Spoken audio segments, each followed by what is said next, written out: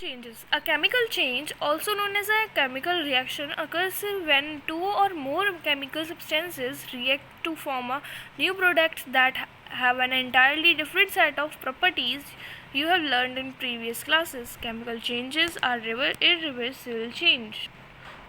जो chemical change होते हैं वो उन्हें हम कह सकते हैं केमिकल रिएक्शन, जो कि अकर करते हैं एक या दो केमिकल सब्सटेंस में, मतलब कि जब एक या दो केमिकल रिएक्शन सब्सटेंस होते हैं उनमें रिएक्शन होता है दो न्यू प्रोडक्ट बनाने के लिए, तो उनकी प्रॉपर्टी डिफरेंट हो जाती है।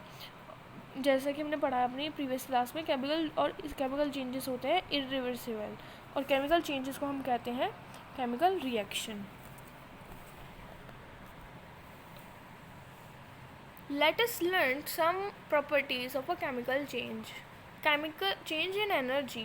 Some chemical change may give out heat, while some may absorb heat from their surrounding. As a change or a reaction where the heat is released is called an exothermic reaction. तो कुछ changes में जो है heat release होती है, कुछ changes में heat release होती है और कुछ में हीट एब्जॉर्ब होती है सराउंड से।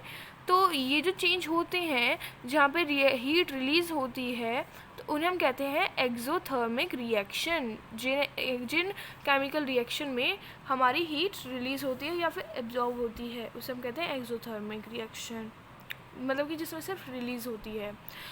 जैसे कि in reaction between carbon and oxygen carbon dioxide is formed with great generation of heat. तो जैसे कि हम लिख सकते हैं कार्बन और ऑक्सीजन का कंबाइन होते हैं, उनमें रिएक्शन होता है तो कार्बन डाइऑक्साइड बनती है जिसमें बहुत ज़्यादा हीट जनरेट होती है। तो जैसे carbon plus oxygen dash carbon dioxide plus heat, तो ये हो गया हमारा एक्सोथर्मिक रिएक्शन का example.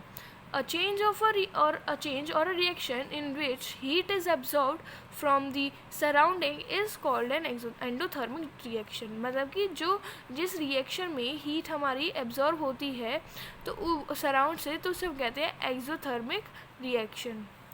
For example in reaction between carbon and sulphur, तो अगर हम कार्बन और सल्फ़र का रिएक्शन लेते हैं तो उसमें कार्बन डीसल्फाइड बनता है जिसमें हीट एब्जॉर्ब होती है।